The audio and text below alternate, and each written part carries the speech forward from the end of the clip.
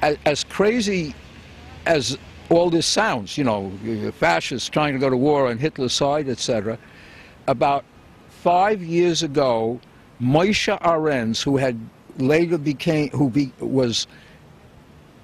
is a former foreign minister and defense minister of the Israeli government, actually wrote an article which I found in the New York Sun, okay, you know, a daily newspaper, saying, look, isn't it time to forget about the fact, you know, that we were pro-fascists, etc., and, you know, I know you guys used to say we were fascists and all that, you know, but it's time to drop it. You know, well, you know, look, you've heard of Holocaust revisionism, you know, like Ahmadinejad in Iran, etc., you know, it was only 1 million Jews who were killed, you know, that kind of stuff. Calling for a former defense minister of Israel to tell people that you shouldn't call us fascists anymore, that's Zionist Holocaust denial. Let me go into one more document. It's a Rezo Kosnar, I'm probably mispronouncing his name, the report of the Budapest Jewish Rescue Committee. What was that about? Now, again, as I emphasize, Eichmann had gone to Palestine as the guest of the Labour Zionists in 1937 and spoke Hebrew and all that kind of stuff. When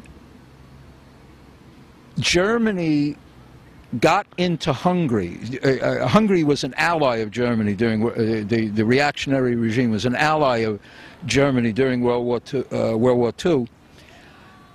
One of the first things that he did was he went to Rishu Kastner, who was one of the Labour Zionist leaders in Hungary, and said, okay, let's do a deal. Because, you know, I mean, he knew from experience that Labour Zionists would do this kind of a deal. And what he did was, he said, look, you send one of your guys, I'll let you send one of your guys from Hungary to Istanbul in Turkey to negotiate with the Zionist movement there, and, you know, with the Zionists in Palestine and the British and the Americans. What I want is for the British and Americans to give us, the Germans, 10,000 trucks, which we'll only use against the Soviets, in return for which you can have all the Jews in Hungary. Now, I mean, this is absurd. I mean, you know, in other words, when the British heard about it, they said, throw that right in the garbage. You know, they were not about, I mean, they're allied to the Soviet Union, you know. They're not about to do this. But the deal to, you know, that to make all this sound sweet to Kastner, who Eichmann is negotiating with, what he did was he said, look, right now I'll let you send a trainload of Jews to Switzerland to show that I'm not playing a game with you, okay? So he sent about 2,000 Jews, Kastner sent about, he picked 2,000 Jews and sent them to Switzerland, okay? After the war, he wrote up the whole episode in a thing called the Bericht in German, because understand, nobody speaks Magyar, the Hungarian language, except Hungarians, okay? And he didn't speak English, so he wrote it in German.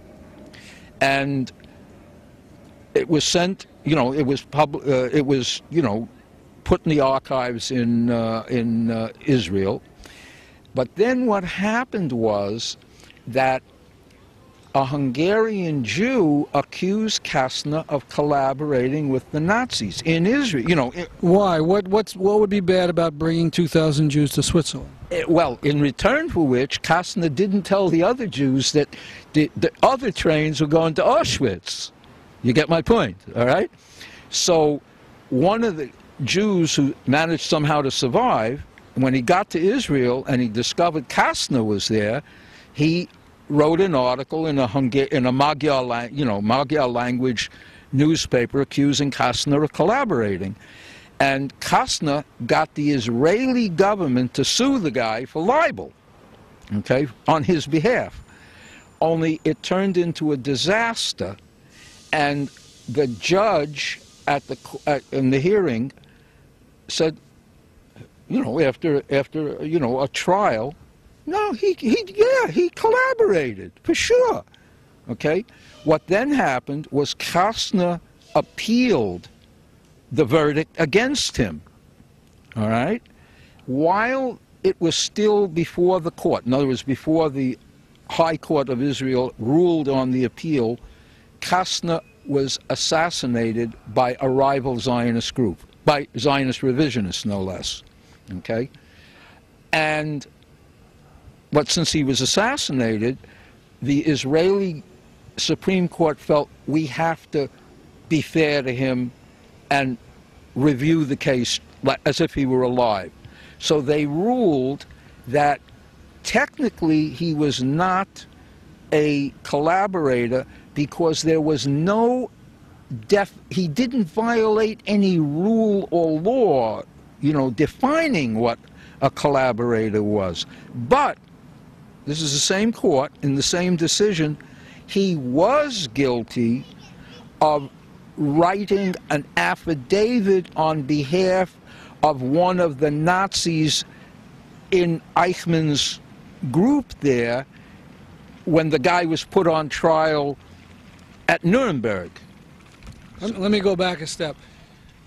The big thing what he was doing, he's rescuing 1,000, 2,000 people, but he's not telling or warning the others. Right. If they had been warned, would it have made a difference? Yes, because by that time it was obvious that Germany was going to lose the war, which meant that there were all kinds of people in Hungary who would have said, sure, you can hang, you know, Harry, you can hang out in my house.